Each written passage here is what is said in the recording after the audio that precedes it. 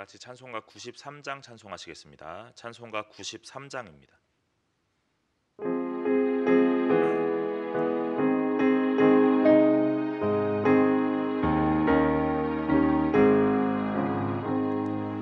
예수는 나의 힘이요 내 생명 되시니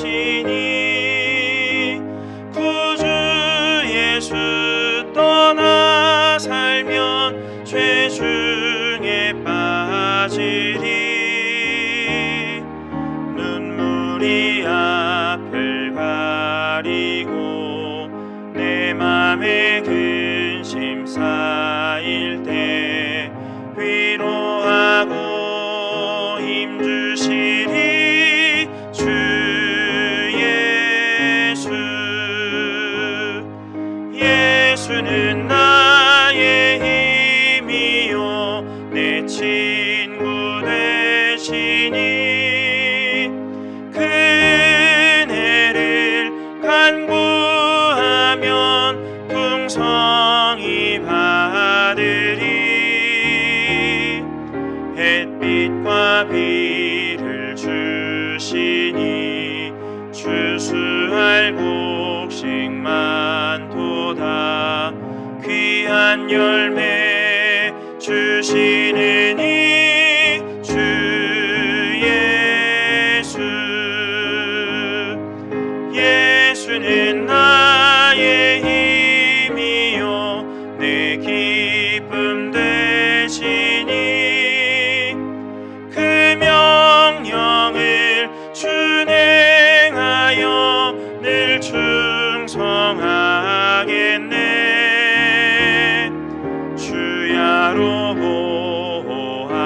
보호하시며 바른 길 가게 하시니 의지하고 따라가리 주 예수 예수는 나의 힘이요 내 소망 되시니 이 세상을 떠나갈 때 곧 영생 얻으리 한없는 복을 주시고 영원한 기쁨 주시니 나의 생명 나의 기쁨 주 예수. 오늘 우리가 함께 나눌 말씀은 히브리서 8장 말씀입니다. 히브리서 8장입니다.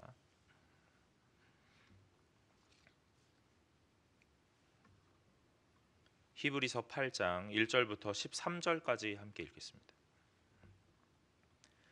히브리서 8장 1절부터 13절까지입니다.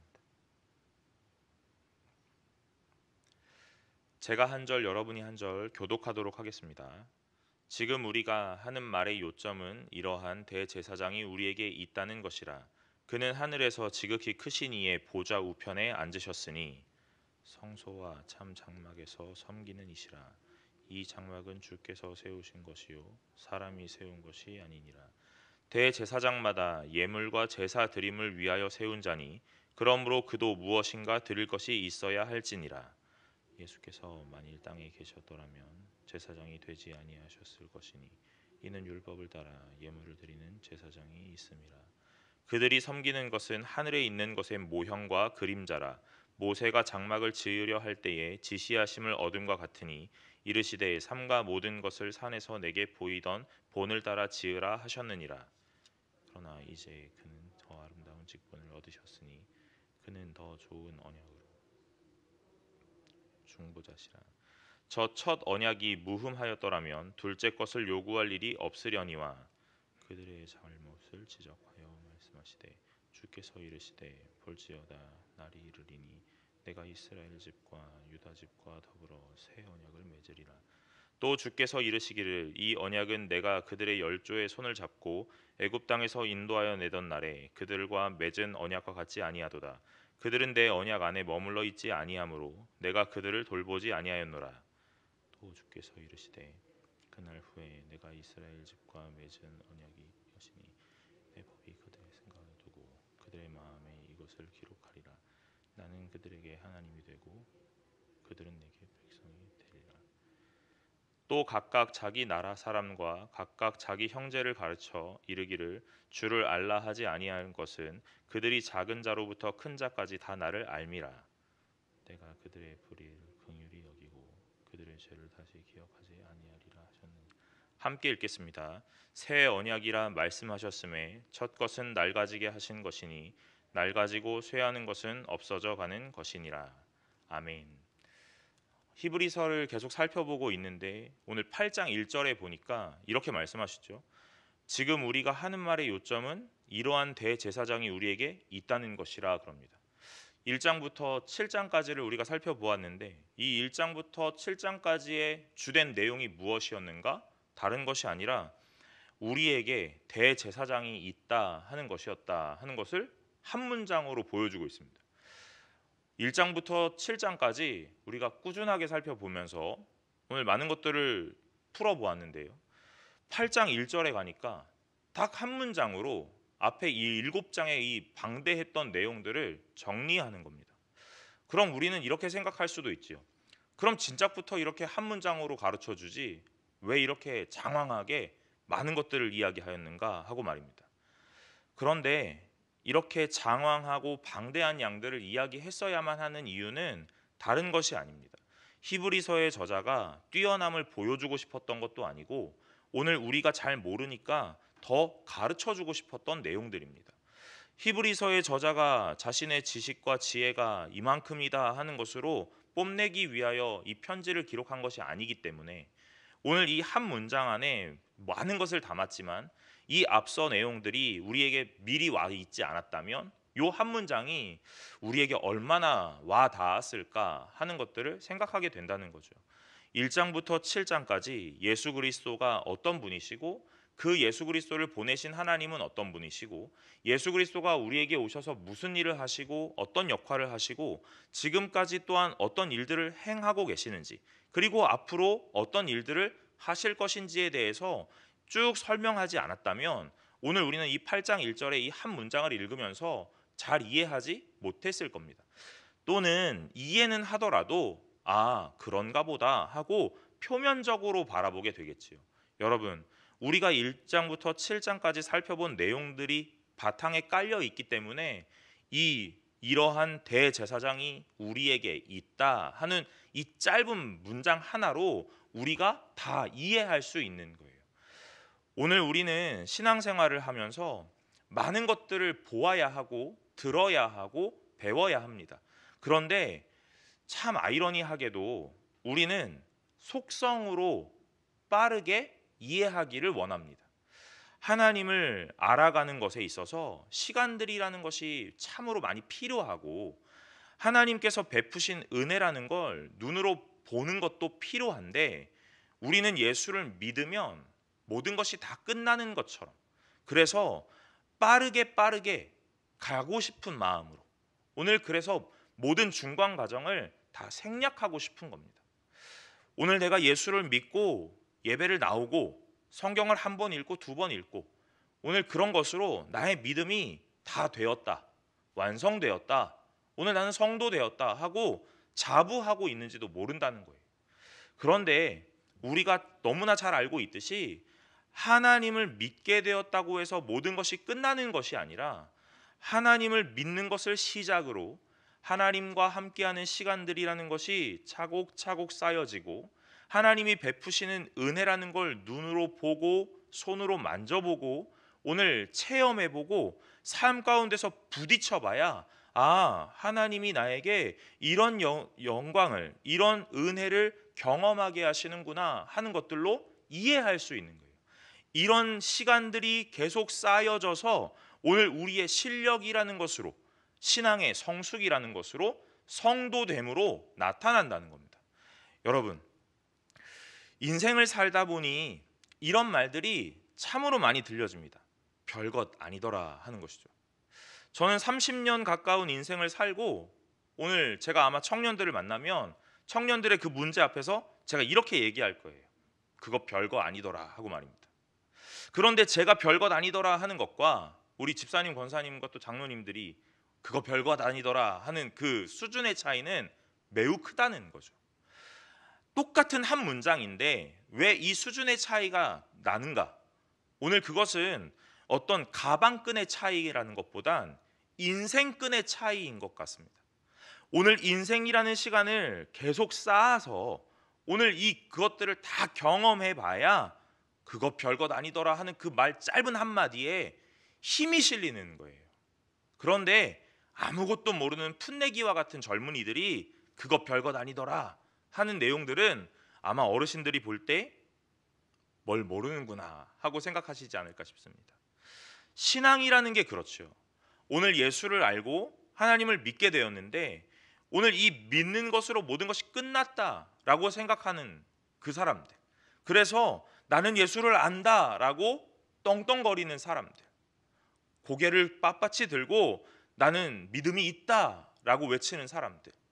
그런데 실상은 없더라 하는 것이에요. 왜 없습니까?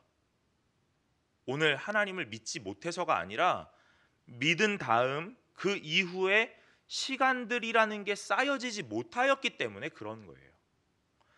물론 하나님께서 믿음을 주시는 것이고 믿음은 전적인 하나님의 은혜이기에 하나님이 시작하신 일이기에 사람이 어떻게 바꾸어낼 수 있다는 것은 아닙니다. 그렇게 말하는 것이 아니에요. 그러나 오늘 분명하게 하나님을 믿기 시작하였다면 오늘 하나님을 더욱 깊이 알아가는 것으로 시간을 쌓아가야 된다는 거예요. 교회의 실력과 이 예배의 깊이가 어디서 어떻게 나타나는가? 하나님을 얼마나 많이 경험한 사람들이 모였는가로부터 나타나는 겁니다. 그래서 하나님을 많이 경험하고 하나님에 대해서 더 많이 들었던 사람들이 모여지면 이 예배는 점점 더 깊어가고 오늘 하나님 앞에서 충만해져 가는 거예요. 아마 이런 이야기들을 많이 들어보셨을 겁니다. 주일 예배에 하는 설교와 수요 예배 때 하는 설교는 좀 다르다라는 이야기들 우리가 아마 교회를 다니면 많이 이야기할 겁니다. 왜 그렇습니까? 주일날은 많은 불특정 다수가 오기 때문에 그렇죠. 그런데 수요일은 어떻습니까? 예배를 사모하시는 분들이 보통 오게 되지요. 그래서 교회는 수요일은 예배의 말씀을 깊이 보는 이 깊은 설교들이 나타나고 주일날은 이 설교가 많은 분들이 수준이 다 다르기 때문에 믿음의 분량이 다 달라서 오늘 어느 평균적인 부분들까지만 다루게 되는 거예요. 여러분 교회를 다니시면서 이런 것들 다 경험하셨잖아요. 왜 그렇습니까? 오늘 왜 예배가 조금씩 다 차이가 있습니까? 그것은 이 신앙이라는 시간들을 얼마나 많이 쌓아놓았는 그 성도들이 어떻게 모여 있는가로부터 오늘 이 예배가 또한 모양이 달라지고 모습이 달라진다는 거죠. 1장부터 7장까지 하나님에 대해서 차곡차곡 설명하고 이 지식을 차곡차곡 쌓아 놓았더니 8장에 와서 이 첫 한 줄이 우리의 마음에 깊이 사무치더라는 거예요. 오늘 우리에게 이러한 대제사장이 있다 하고 말입니다. 그러니 이 대제사장이 있다는 요 한 줄로 그 앞에 있는 모든 내용들이 마구 지나가게 되는 겁니다. 어떤 대제사장입니까? 영원한 대제사장이다. 어떤 분입니까? 우리의 영혼의 닷 같은 분이다. 그래서 우리는 어떻게 해야 합니까? 더욱 유념함으로 깊이 있게 상고하고 오늘 하나님을 더 가까이 하여 오늘 하나님을 더 깊이 생각하라 했던 것들이요. 오늘 요 한 문장으로 많은 것들을 다 훑어내게 되는 거예요. 그런데 이 앞에가 없었다면 우리는 이걸 너무나 단순하게 대제사장이 있나 보다 하고 끝나겠죠. 여러분 하나님을 알아가시는 시간들을 조금은 지루하고 조금은 더딜 수도 있겠지만 차곡차곡 쌓아가시기를 간절히 소망합니다.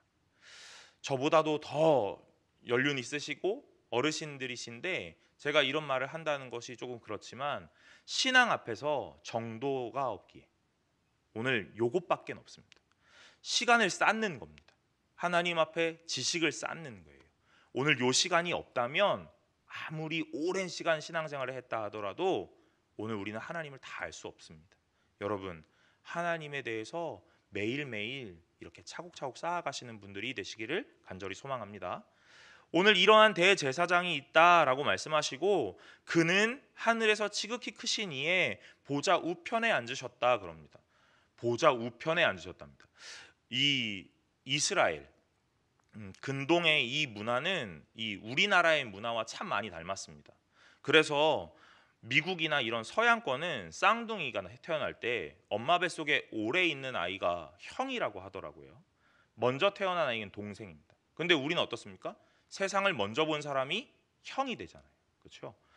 오늘 이 히브리서를 쓰는 이 근동의 문화도 우리의 문화랑 되게 닮아 있어서 오늘 여기 우편이다 그러죠. 오늘 우리에게 저에게 만약에 힘이 되는 사람, 제게 가장 도움이 되는 사람, 제가 보통 뭐라고 말하냐면 내 오른팔이야 이렇게 말합니다. 어떤 분도 내 왼팔이야 이렇게 얘기하시진 않을 거예요. 그렇죠? 보통 우측은 힘의 상징입니다. 오늘 하나님의 우편에 앉으셨다 하는 건 예수 그리스도의 권능의 상징이고 힘의 상징인 거예요. 그렇게 힘 있는 분이 오늘 우리의 대제사장입니다 하고 말하고, 그리고 나서 2절에 성소와 참 장막에서 섬기는 이라 하면서 이 장막은 주께서 세우신 것이요 사람이 세운 것이 아니니라 그럽니다. 오늘 이 힘있고 능력 있는 분 하나님의 우편에 앉으신 대제사장 예수 그리스도가 무엇 하시냐면 성소와 참 장막을 맡아 돌보시는 일을 하십니다. 그런데 이 성소와 참 장막은 사람이 세운 것이 아니라 하나님이 세우셨다고 말해요. 사람이 세운 것이 아니다 하나님이 세운 것이다 하는 이 뜻은 무엇이겠습니까? 부족함과 연약함이 없이 완전하고 온전하다라고 말하는 거죠. 그러니까 하나님이 세우신 성소와 참 장막, 부족함이 없고 연약함이 없고 완전하고 온전한 이 성소와 참 장막을 다스릴 수 있는 사람, 도맡아 볼 수 있는 사람은 사람일 수 없는 겁니다. 왜냐하면 사람은 부족하기 때문에 그렇습니다. 온전한 자가 이걸 맡아야만 하는 거죠. 왜요? 온전한 곳이기 때문에 그렇습니다. 그러니까 예수 그리스도 밖에는 여기를 담당할 사람이 없다는 거예요.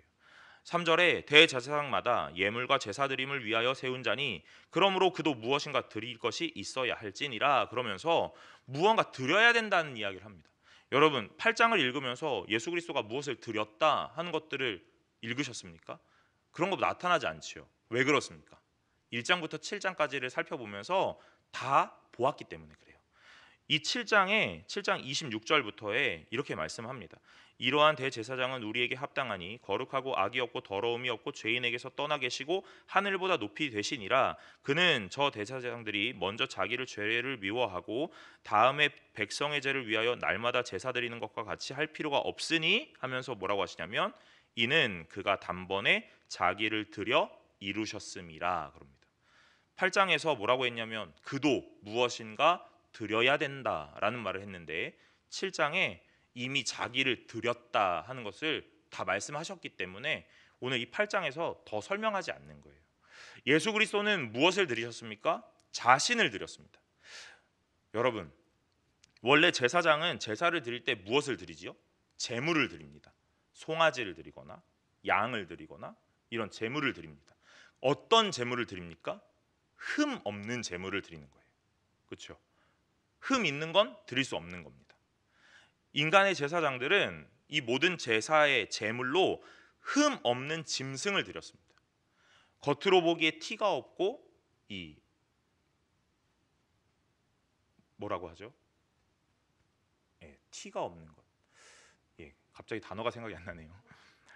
흠이 없고 티가 없는 것. 그래서 온전한 제물을 드렸어야만 했습니다. 그런데 예수 그리스도는 무엇을 드립니까?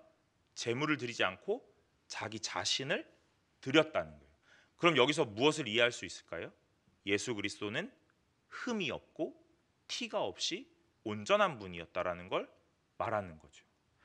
계속 이 예수 그리스도가 얼마나 온전하신 분이신지, 얼마나 대단하신 분이신지, 얼마나 정결하신 분이신지를 설명하고 있는 거예요.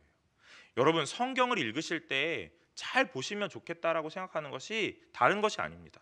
오늘 이 성경 안에서 예수 그리스도가 어떻게 나타나고 있는가를 찾으셔야 되는 거예요. 성경은 여러 가지 장르와 문학에서 오늘 그래서 여러 가지 모양으로 막 설명하고 있습니다. 어떤 건 시로, 어떤 건 역대기로 이런 식으로 여러 가지로 설명하고 있어요. 그러나 모든 문학과 그 장르 안에서 뭘 설명하냐면 예수 그리스도를 보여주고 있는 거예요. 사람이 나타났습니까? 그럼 그 사람으로 인하여 볼 수 있는 예수 그리스도의 모습은 무엇인지 본다는 겁니다. 오늘 이 히브리서의 편지 속에 계속 이 편지의 이 도착점은 그리스도라는 거예요. 오늘 이 편지를 읽으면서 그래서 우리가 어떻게 할까? 무엇을 하자 결단과 결심을 끌어내는 게 아니라 오늘 이 편지를 읽으면서 그리스도가 이런 분이구나 하는 것들을 먼저 알게 된다는 겁니다. 그리고 난 다음에 그리스도가 이런 분이시기에 우리는 어떻게 해야 할까 하는 의문으로 질문으로 방향이 흘러가는 거예요. 그래서 우리의 마음에서 결단들이 일어나는 겁니다. 그러니까 예수 그리스도가 어떤 분이신지 우리에게 무엇을 하셨는지를 잘 밝히면 우리의 결단은 자연스럽게 일어날 수밖에 없다는 겁니다. 이것이 하나님이 우리에게 베푸시는 은혜라는 거예요. 하나님이 먼저 되지 않고 결단이 먼저 일어나면 내 수고와 노고가 됩니다. 내 의와 내 어떤 업적이 되는 거예요. 그러나 그리스도가 무엇을 하셨는지를 먼저 밝혀주고 자 이제 너는 어떻게 할래? 라고 물으면 우리의 그 결단들이 내 수고와 노고가 아니라 하나님의 은혜에 합당한 삶의 모양으로 따라오게 된다는 이야기입니다. 여러분 오늘 그래서 예수님이 하나님이 누구신지 성령이 우리에게 어떤 일을 하시는지를 성경을 읽으면서 잘 보실 수 있기를 간절히 소망합니다. 오늘 예수님은 자기가 흠이 없는 분이기에 어떤 제물도 필요 없이 자기 몸을 온전하게 주께 드리셨습니다. 그래서 오늘 자신을 주께 드려서 하나님 앞에 완전한 제사를 드리셨던 분이세요. 그러니까 더 이상의 제사도 필요 없고 오늘 더 어떤 것도 드릴 이유가 없다는 거예요. 제사는 예수 그리스도의 제사는 단회적으로 한 번에 끝이 났습니다. 예수를 드림으로 인하여 오늘 그 예수 그리스도를 붙잡고 믿고 따라가는 자들이 우리 성도라고 말하는 우리입니다. 그러니까 계속해서 우리는 무엇을 보아야 합니까? 하나님을 보아야 합니다. 5절에 그들이 섬기는 것 하늘에 있는 것의 모형과 그림자라 모세가 장막을 지으려고 할 때에 지시하심을 얻음과 같으니 이르시되 삼가 모든 것을 산에서 내게 보이던 본을 따라 지으라 하셨느니라 그럽니다. 여기에 그림자라는 말이 나와요. 여러분 이 땅에 있는 펼쳐진 모든 것들은 하나님이 주실 실체의 그림자일 뿐입니다. 그림자라 그랬으니까 분명하게 어떤 실체가 있다는 거예요. 어떤 원래의 대상이 없으면 그림자는 나타날 수가 없는 것이기 때문에 그렇죠. 자, 우리가 교회라는 모양을 가졌습니다. 이 교회는 하나님 나라의 그림자인 거예요. 그렇지 오늘 이 교회가 그래서 온전할 수는 없다는 겁니다. 여러분 교회가 완전하고 온전하기를 바란다면 아마 큰 착각이고 아마 실망의 연속일 것 같습니다. 이런 말을 하기가 굉장히 조심스러운데 그래도 교회는 온전한 모습은 아니기 때문에 그렇습니다. 하나님 나라, 하나님의 통치라는 것의 그림자, 모형이기 때문에 이 교회는 온전할 수 없는 겁니다. 여러분, 제가 여기 서 있을 때 아마 이 빛이 비치고 있으니까 그림자라는 것이 뒤에 생기겠죠. 아마 제 그림자를 저는 모르시지만 어떤 그림자를 보면 뭐라고 생각하시냐면 저 정도 길이에 저 정도 크기면 진목상가 보다 하고 추측할 수 있겠죠. 여러분 그림자는 추측할 수 있는 거예요. 이런 것이겠구나 하고 말입니다. 우리 교회를 바라보면서 무엇을 바라봅니까? 하나님의 나라는 이런 것인가 보다 이런 것이겠구나 하는 것으로 추측하는 거예요. 예배는 어떻습니까? 예배도 하나님의 나라에서 이루어질 그 찬송과 예배가 오늘 이 땅에서 모형처럼 이루어지는 거예요. 그래서 이 예배를 경험하면 우리는 이렇게 생각할지도 모릅니다. 아, 저 천국, 죽어서 가는 저 천국에 가면 아마 우리가 이렇게 예배를 드리지 않을까? 여러분, 큰 오산일지 모릅니다. 오늘 여기에서의 예배는 그림자일 뿐이에요. 아, 이런 것이겠구나. 이런 일이 일어나겠구나. 날 수도 있겠구나. 하고 추측하고 예상할 수 있을 뿐이지 이것을 실체라고 착각하면 큰 오산이라는 거예요. 그러니까 오늘 하나님 앞에서 우리는 이 신앙생활의 공동체와 가정과 여러 가지의 모양 속에 무엇을 배웁니까? 저 하나님의 나라의 진짜 실체는 무엇일까 하고 기대하게 되는 것이고 궁금함이 일어나는 것이고 그래서 그것들이 무엇인지 더 알고 싶다 하면서 하나님의 말씀으로 찾아가는 거예요. 여러분, 이 땅에 모형을 주셨습니다. 모세가 장막을 짓고 여러 가지의 모형들로 다 주셨어요. 그러나 이걸 실체라고 말하지 않으셨습니다. 무엇이라 말하십니까? 그림자다 하고 말하십니다. 여러분, 이 그림자를 바라보시면서 오, 이것이 천국인가 보다 이렇게 얘기하시면 안 된다는 거예요. 성도는 이 그림자를 바라보면서 하나님의 나라는 과연 어떤 것일까 하고 계속 상상할 수 있어야 돼요.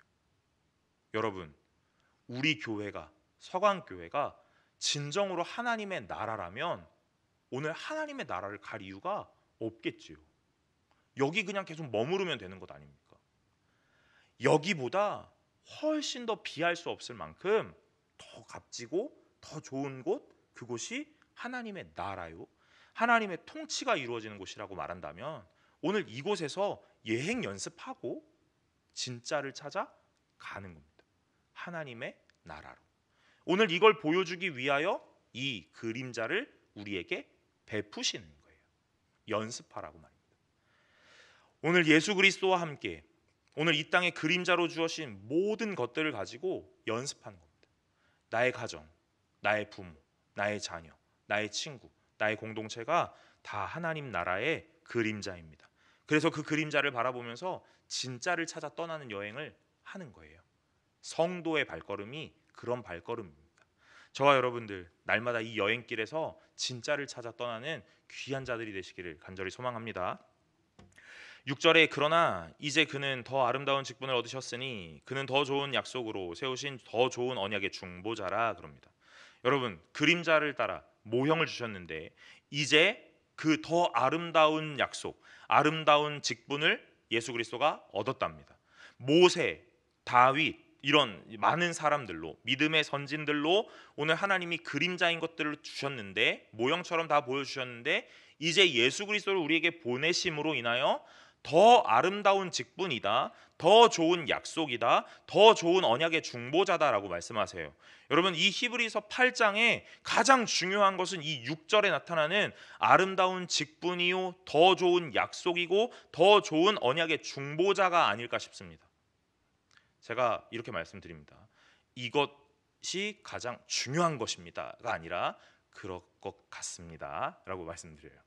여러분, 이 히브리서를 제가 8장을 읽으면서 묵상하면서 이 6절이 가장 중요하지 않을까라는 생각을 제 개인적으로 해보았습니다. 왜 그러냐면 예수 그리스도가 모세가 받았던 그 실체, 그 모형에서의 나타나는 진짜 실체로 오늘 우리에게 증명되고 있기 때문에 그런데 오늘 이 증명되는 걸 뭐라고 표현하셨냐면 더 아름다운 직분을 주셨다 그럽니다. 여러분, 여기에 더 아름답다, 더 좋다라고 표현하였는데요. 이 더 좋은 약속은요, 더 강한 약속입니다. 더 뛰어난 약속입니다. 그러니까 모세를 세우실 때는 어떻게 해요? 율법으로 세우셨습니다. 사람 앞에 제정한 법으로요. 그런데 이 율법을 뛰어넘는 더 강한 약속으로 예수 그리스도를 세우셨다는 거예요. 더 강한 약속으로 오늘 우리의 언약의 중보자를 세우셨다는 겁니다. 그 더 좋은 약속, 더 강한 약속이 무엇입니까? 지난주에 본 것처럼요. 율법이 아니라 은혜였고 하나님의 선택, 하나님의 능력으로 세우심을 주셨다 하는 것이었죠.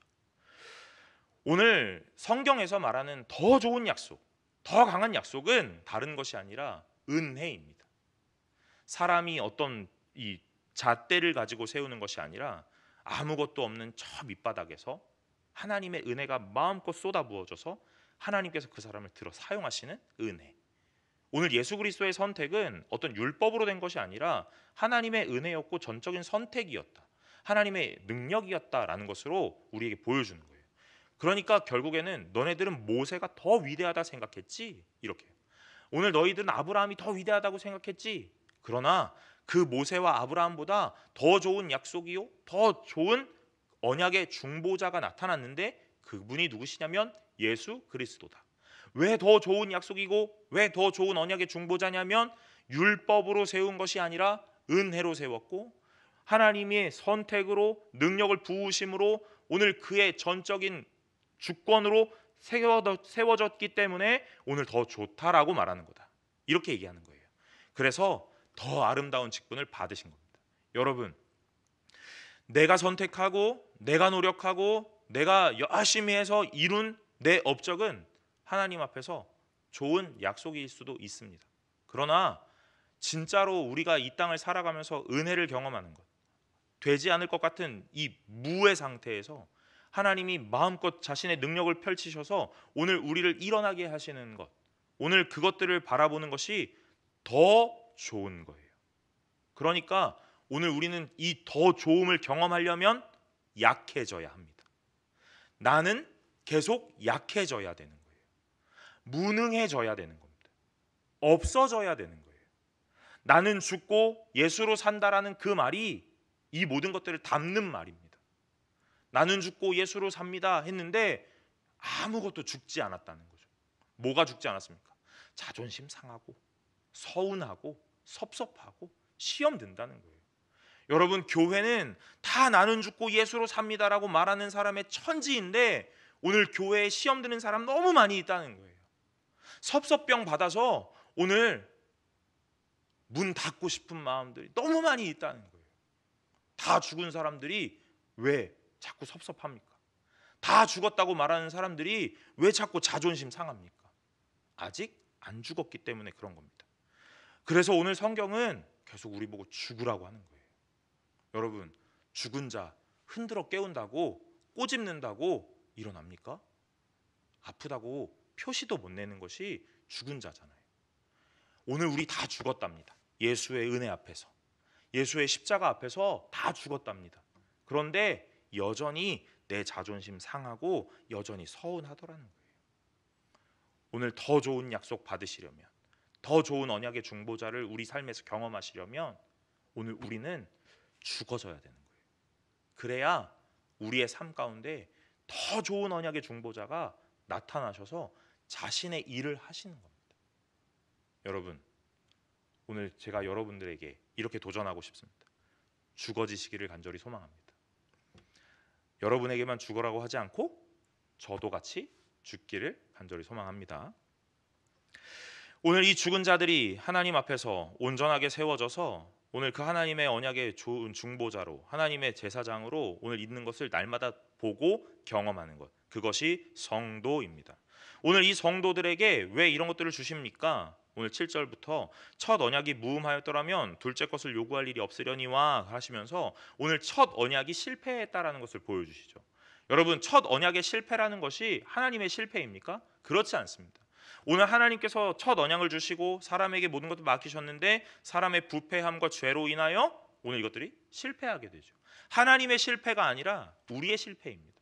하나님의 언약은 지금도 유효하기 때문에 그 유효한 언약이 계속 이어지고 계승되어야 되기 때문에 오늘 실패라고 말할 수 없는 거예요. 실패였다면 이 언약은 폐기됐어야지 맞습니다. 그러나 폐기되지 않았지요. 계속 이어지고 있다는 겁니다. 그러니 실패한 것이 아닙니다. 오늘 우리는 실패했습니다. 왜냐하면 그 언약을 맡았던 자가 실패하였고 죽음으로 생을 마감했기 때문에 그렇습니다. 그러나 오늘 이 사람은 죽고 생을 마감했음에도 불구하고 언약은 계속 살아있고 언약은 계속 다른 이들에게 이어져서 언약의 성취를 계속 끊임없이 달려가고 있다는 거죠. 그러나 오늘 우리가 다 알고 있듯이 사람이 너무 부족하고 연약하고 죄인이라서 이 언약을 맡기에는 이 완성할 수 없는 연약함이 있더라는 거예요. 그래서 결국 계속 이어오다 이 성취를 위하여 누구를 주십니까? 예수 그리스도를 우리에게 주신 것이죠. 여러분, 이것이 얼마나 은혜입니까? 하나님이 우리에게 언약을 주시고 자, 이 언약 약속을 이루자 하셨는데 오늘 우리가 자꾸 실패하고 실수하니까 하나님이 포기하실지도 몰라요. 포기하셨어도 우리는 할 말이 없는 겁니다. 이제 그만하자 이렇게 해요. 그런데 하나님은 그러지 않으십니다. 잘할 수 있다 하고 계속 우리를 격려하시고 일으켜 세우시는데 실패하니까 너에서 또 다른 이로 계속 이 언약을 이어갈 수 있도록 계승할 수 있도록 성취할 수 있도록 기회를 계속 허락하시는데 오늘 사람을 보니까 이것은 완성되지 못할 것 같은 상황인 거예요. 그러니까 결국에 이 성취를 위하여 누구를 주세요? 자신의 하나밖에 없는 아들을, 흠없는 아들을, 완전한 아들을, 자신의 우편에 있던 권능의 아들을 우리에게 주셔서 뭐라고 하십니까? 이제 너밖에 없다. 네가 이루어야겠다 하고 예수 그리스도를 이 땅에 보내시는 거예요. 여러분, 언약은 폐기되지 않았습니다. 계속 이어지고 갱신되고 있는 거예요. 오늘 여기 보면 마지막에 뭐라고 하냐면 새 언약을 주셨다라고 말합니다. 8절에 오늘 주께서 이르시되 볼지어다 날이 이르리니 내가 이스라엘 집과 유다 집과 더불어 새 언약을 맺으리라 그럽니다. 새 언약, 어떤 언약입니까? 완전 새로운 겁니까? 그렇지 않습니다. 예전에 첫 언약의 주인공들이 받았던 그 언약이 새로운 사람에게 나타나서 새롭게 보여지는 겁니다. 이 언약은 완전 새로워지는 게 아니라 갱신하는 거예요. 언약을 갱신하는 겁니다. 영어로, 저는 영어를 잘 못하지만 이렇게 표현하면 좋습니다. new가 아닙니다. new가 아니라 뭡니까? renew입니다. renew. 여러분, 우리 교회를 무너뜨리고 다시 지으면 오늘 이건 완전 새 거죠. 그런데 이 새 언약이라고 표현하는 건 제가 꼭 이렇게 리모델링 하는 겁니다. 그대로 두고 오늘 조금씩 뜯어 고치는 거예요. 오늘 그게 리모델링이잖아요. 언약은 바뀌지 않았습니다. 안에 뭔가가 조금씩 달라지고 있을 뿐입니다. 그 방편이 오늘 그 언약을 이루어야 하는 대상이 조금씩 달라지고 있는 거예요. 언약을 다 무너뜨리고 다시 세우고가 아닙니다. 오늘 하나님이 주셨던 그 언약은 그대로 있습니다. 그러나 그 언약을 이루어가야 되는 대상들이 좀 달라지고 시대가 달라지고 오늘 상황이 달라지니까 오늘 새 언약인 것처럼 갱신하시는 거예요. 그리고 마지막 예수 그리스도에게 이 언약을 전적으로 맡기셔서 어떻게 해요? 성취하게 하시는 겁니다. 그러니까 새 언약이다. 그러니까 뭐 율법은 다 가고 새 언약이 줬다. 새 언약이 우리에게 왔다. 그러니 율법은 아무것도 필요 없다. 안 지켜도 된다. 이런 말들이 아니라는 거예요. 여러분, 오해하시면 안 됩니다. 오늘 새 언약을 우리에게 주셨습니다. 어떻게 해요? 은혜의 언약으로요. 하나님의 선택의 언약으로 말입니다. 예전엔 혈통의 언약이었는데 이제는 그런 혈통이 아니라 은혜라는 것으로 하나님의 선택이라는 것으로 하나님의 전적인 주권이라는 것으로 오늘 은혜의 모양이 조금 달라졌다는 거예요. 여러분, 오늘 그 새 언약을 받은 우리가 하나님을 따라가는 것이 오늘 하나님 앞에서 가장 합당한 삶인 줄로 믿으시기를 간절히 소망합니다. 오늘 이 새 언약을 우리에게 어떻게 주시냐면 10절에 또 주께서 이르시되 그날 후에 내가 이스라엘 집과 맺은 언약은 이것이니 내 법을 그들의 생각에 두고 그들의 마음에 이것을 기록하리라. 나는 그들에게 하나님이 되고 그들은 내게 백성이 되리라. 그거죠. 예전에 주셨던 언약은 어디에 기록했습니까? 돌판에 기록했습니다. 근데 지금 주신 언약은 어디다 기록한다고 합니까? 생각에 두게 하신다고, 마음에 두게 하신다고 말합니다. 여러분, 우리가 돌판에다가 이 율법을 기록하고 하나님의 이 언약을 기록하였다면 우리 날마다 이렇게 얘기할 거예요. 놓고 왔다 이렇게. 무거워서 들고 다니지 못하겠다 이렇게. 그래서 날마다 잊어버렸다 이렇게 얘기할 겁니다. 그렇죠. 여러분, 아마 이 생활을 하시면서 많은 것들 잊어버리시는 것들 참 많이 있지 않습니까? 저도 핸드폰 들고 있으면서 핸드폰 어딨나 찾기도 하고 안경 쓰고 있으면서 안경 쓰고 세수한 날도 참 많이 있습니다. 유난히 오늘따라 앞이 잘 보인다 하면서 오늘 안경 쓰고 들어가서 세수하기도 하고요. 안경을 쓰고 안경을 찾기도 합니다. 왜 그렇죠? 오늘 나와 하나인 것 같지만 사실 하나가 아니기 때문에 그런 거예요. 오늘 이 율법이 나와 하나인 것 같은데 하나 되지 않았습니다. 왜요? 돌판에다 주셨기 때문에 그렇죠. 그래서 우리 자꾸 잊어버렸다고 말하는 거예요. 놓고 왔다고 말하는 겁니다. 그런데 이제 하나님이 그 말 못하게 하시는 겁니다. 어디에다 주셨기 때문에요? 너의 생각에 두게 하겠다, 너의 마음에 두게 하겠다 하셨기 때문입니다. 오늘 하나님의 말씀은 우리의 신비에 기록하는 겁니다. 신비가 아닙니다. 신비입니다. 오늘 마음판에 기록하시는 것입니다. 그래서 오늘 그 하나님께서 우리에게 이 언약을 떼지 말라고 하십니다. 여러분, 날마다 이 언약을 상고하시는 분들이 되시기를 간절히 소망합니다. 오늘 하나님께서 우리에게 이렇게 말씀하시는데 그 언약의 내용은 너무나 단순하고 너무나 간단합니다. 그 언약이 무엇입니까? 나는 그들에게 하나님이 되고 그들은 내게 백성이 되리라, 이것이죠. 제가 오늘 이 문장 하나를 읽으면서 많은 생각을 해보았습니다. 신이라는 존재가 우리가 너무 많이 알고 있지요. 그런데 그 신은 강포와 포악으로 우리를 다스리고 억압하는 신입니다. 그래서 그 신의 노여움을 풀기 위하여 많은 것들을 갖다 바쳐야 되는 거예요. 여러분, 그런 신들 많이 보셨잖아요. 그래서 떡도 드리고 상도 차리고 하는 것 아닙니까? 그 신들의 마음을 풀어내야 우리에게 좋은 일들이 일어나기 때문에요. 그런데 오늘 하나님이라는 이 유일하신 신은 어떤 일을 하시냐면 처음에 이렇게 말씀하시는 거예요. 나는 너희의 하나님이 되겠다, 이렇게요. 어떤 신이 내가 네 거야 이렇게 말씀하십니까? 어떤 신도 그렇게 말하지 않아요. 그런데 유일하게 하나님만 나는 네 거다 이렇게 얘기하시는 거예요. 모든 신은 넌 내 거야, 내 말을 잘 들어야 해, 내가 하라는 대로 해야 해 하고 억압하고 강포로 포악으로 다스리고 우리를 얽어매지요. 그런데 하나님이, 유일한 하나님은 오늘 우리에게 뭐라고 하십니까? 나는 네 거다 이렇게 얘기하시는 거예요. 여러분, 하나님의 이 독특함인 거예요. 애굽에서 살다 왔던 이 이스라엘 백성들이 오늘 결국에는 다 이방 문화의 신들에 젖어 있었기 때문에 신이라는 관념은 오늘 그들에게 강포와 포악으로 다스리는 어떤 신의 대상들밖에 없다는 거예요. 오늘 나일강의 신이 노여움을 타면 오늘 우리는 죽을 거야 이렇게 말입니다. 그러니까 잘해야 해. 그러니까 오늘 그의 마음을 풀기 위하여 많은 것들을 드려야 해 이렇게 해요. 그런 신을 믿고 몇백 년을 살다가 오늘 가나안 땅으로 나아오는데 하나님이라는 신에 대해서 오늘 이스라엘은 날마다 그렇게 이해하는 거예요. 하나님이 노여우면 우린 죽을 거야. 그러니까 우리는 하나님 앞에 잘해야 해. 비위를 맞춰야 해. 하나님 앞에 좋은 걸 드려야 해 이렇게 해요. 그런데 하나님이 자신을 소개하실 때 가장 먼저 이렇게 소개하십니다. 나는 너의 하나님이라. 이스라엘 백성은 아마 이것들을 이해하지 못했을 거예요. 아마 적잖이 당황했을 겁니다. 위대한 신이라는데 오늘 애굽의 모든 신을 다 짓밟고 오늘 우리를 출애굽하게 했던 위대한 신이 오늘 우리에게 하는 첫 마디가 나는 너의 하나님이다 이렇게 얘기하신다니.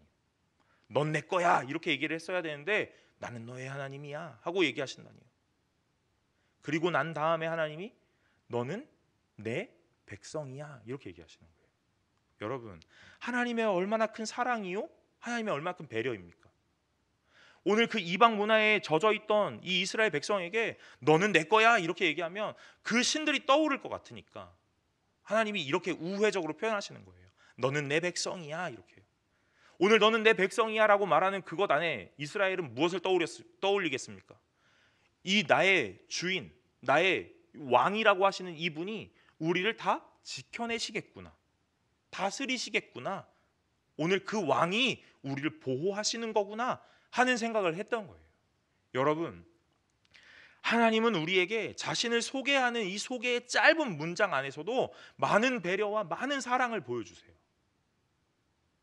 성도는 이 배려와 사랑 속에서 오늘 무한한 사랑을 입고 자유롭게 자라는 거예요. 아이를 다 키워보셨죠? 오늘 사랑 많이 받고 자란 아이는 노여움 타지 않습니다.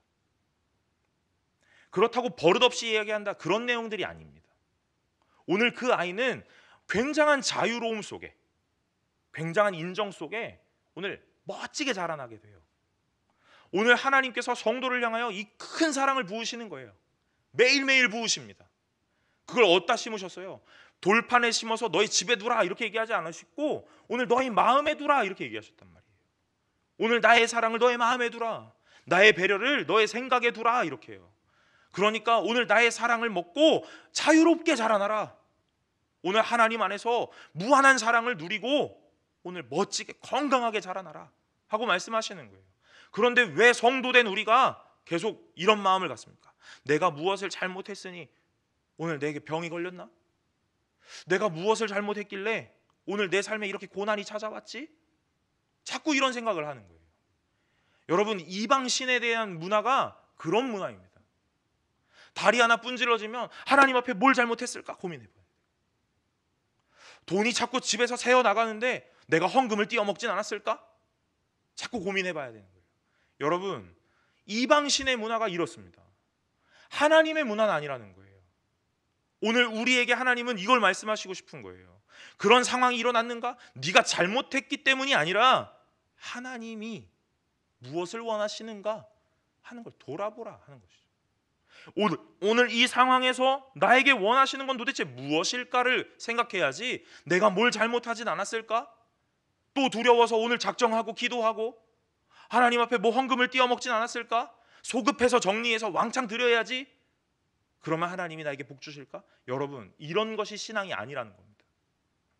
오늘 하나님은 우리에게 사랑을 마음껏 부으신다는 거예요. 그래서 자유롭게 자라나는 거예요. 사랑을 많이 받고 자란 아이는 자기 부모에게 무엇 요구할 때 아무렇지도 않습니다. 눈치 보지 않습니다. 엄마 나 이거 먹고 싶은데? 자연스럽게 얘기하는 거예요. 눈칫밥 많이 먹고 자란 아이는 그런 거 말하면 욕 얻어 먹지 않을까? 엄마한테 꿀밤 한 대 맞지 않을까? 하면서 고민하게 된다는 거예요. 여러분, 성도가 하나님을 우리가 뭐라 부릅니까? 나의 아버지라 부르잖아요. 오늘 그 아버지 앞에 기도하는데 우리가 무엇을 고민하고 있습니까? 이 기도를 하나님이 기뻐하실까? 이 기도를 들으시면 하나님이 우리를 채찍질하지 않으실까? 꾸지람하지 않으실까? 이것 고민하지 않으십니까? 오늘 우리는 하나님을 아버지라 부르고 이 아버지는 우리에게 무한한 사랑을 쏟으시는 거예요.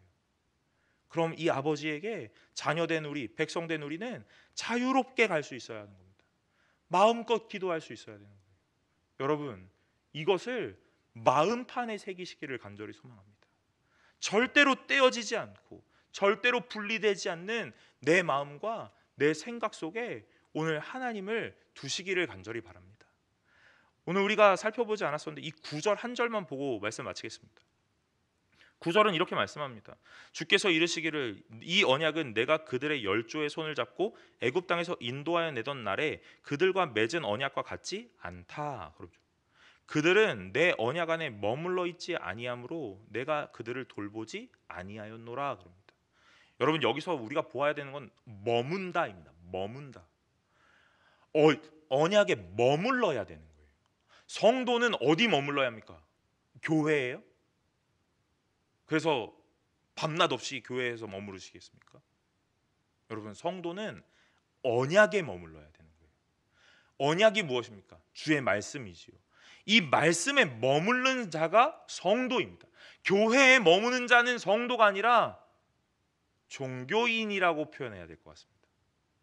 그러나 언약에 머무는 자는 성도입니다. 오늘 이 언약에 머무는다는 뜻이 무엇입니까? 이 머문다라는 뜻은 오래 참고 인내한다라는 뜻이에요. 말씀을 듣고 오래 참고 인내하는 겁니다.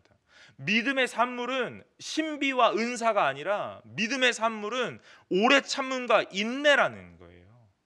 여러분, 왜 오래 참고 인내할 수 있습니까? 하나님이 우리에게 결국 무엇을요? 좋은 것을 주실 것이기 때문에 그렇죠. 환난이 인내를 낳고 인내가 연단을 낳고 연단이 소망을 낳느니라 그랬습니다. 오늘 이 믿음의 산물은 오래 참음이요 인내입니다. 그래서 성숙한 신앙인은 나의 상황과 환경이 비록 어렵더라도 하나님을 붙잡고 오래 참고 인내하는 거예요. 기도의 응답이 오지 않더라도 하나님이 언젠가 하나님이 가장 좋은 모양으로 주실 것, 오늘 그걸 믿고 오래 참고 인내하는 겁니다. 성도된 우리, 오늘 그래서 그 마음에 율법을 심고 하나님의 마음에 오늘 우리가 백성 되었다라는 것을 깊이 기억하는 자들, 그 사람들은 어디에 머무냐면 율법에 머무는, 언약에 머무는 자다 그럽니다. 그런데 이 머무는 게 주저앉는 게 아니라 이 상황 안에서 오래 참고 인내함으로 견뎌내는 거예요. 그러니까 이 히브리서의 저자가 이 성도들에게 뭐라고 이야기하는 겁니까? 잘 참아보자 하고 얘기하는 거예요. 이 땅 지금 다 당장 바뀌지 않을 거야. 오늘 너희의 어려움이 당장 해결되지는 않을 거야. 그러나 하나님이 너희에게 무한한 사랑을 부어주시고 오늘 너의 하나님이 되신다고 말씀하시고 너는 내 백성이 된다고 말씀하시니까 오늘 이건 믿고 소망으로 삼고 잘 견뎌보자. 이 말씀 가운데 잘 머물러 보자. 그러면 하나님이 너희를 지키실 거야. 하나님이 너희에게 가장 좋은 것 허락하실 거야 하고 오늘 우리에게 소망을 주시는 거예요. 성도가 가져야 될 유일한 소망은 이것인 줄로 믿으시길 바랍니다. 그래서 오늘 12절에 이렇게 마무리하는 거예요. 내가 그들의 불의를 긍휼히 여기겠다. 그들의 죄를 다시 기억하지 않겠다 하고 말씀하시는 거예요. 누구에게 이런 일이 있습니까? 누구에게 이 은혜가 있습니까? 언약에 머무는 자들에게요. 하나님의 그 언약을 내 생각과 마음에 두는 자에게 이런 은혜가 있다는 거예요. 여러분, 성도의 특권은 다른 것이 아니라 바로 이것입니다. 불의를 기억하지 않으시는, 나에게 무한한 사랑을 부으시는 하나님이 내 하나님이라는 것이요. 그리고 내가 하나님의 백성이라는 것이요. 오늘 이것이 성도의 자부심이고 성도의 정체성이라는 거예요. 여러분, 이 땅의 모형 앞에 전전긍긍하며 살지 않기를 간절히 소망합니다. 오늘 분명한 실체가 있습니다. 그 실체를 따라가는 것. 그러려면 언약에 머무셔야 돼요. 말씀에 머무셔야 합니다. 말씀을 깊이 아셔야 합니다. 지루하고 답답하겠지만 한 걸음 한 걸음 천천히 내어 디디면서 하나님이 누구시지? 예수 그리스도는 누구시지? 성령은 무엇이지? 오늘 우리에게 구원은 어떻게 일어났고 오늘 성화는 어떻게 일어나는지 하나님의 백성된 자는 어떻게 살아가야 되는지를 차근차근 배워가는 겁니다. 그럴 때에 하나님이 우리의 하나님으로 마음껏 나타나시고 은혜를 베푸시고 기적을 일으키시는 놀라운 은혜를 듣는 것에서 넘어 눈으로 보고 보는 것에서 넘어 손으로 쥘 수 있는 자가 되시는 줄로 믿으시기를 간절히 소망합니다. 오늘 제 말씀의 제목은 다른 것이 아니었어요. 마음에 이것을 기록하리라 였습니다. 오늘 여러분 말씀을 들으셨습니까? 듣는 것에서 넘어 마음에 오늘 새기실 수 있기를 간절히 소망합니다. 오늘 한 목사의 설교를 새기는 것이 아니라 성경에 있는 이 말씀을 마음에 잘 새기시고 한 구절이라도 붙잡으시고 돌아가실 수 있는 귀한 자들 되시기를 간절히 소망합니다.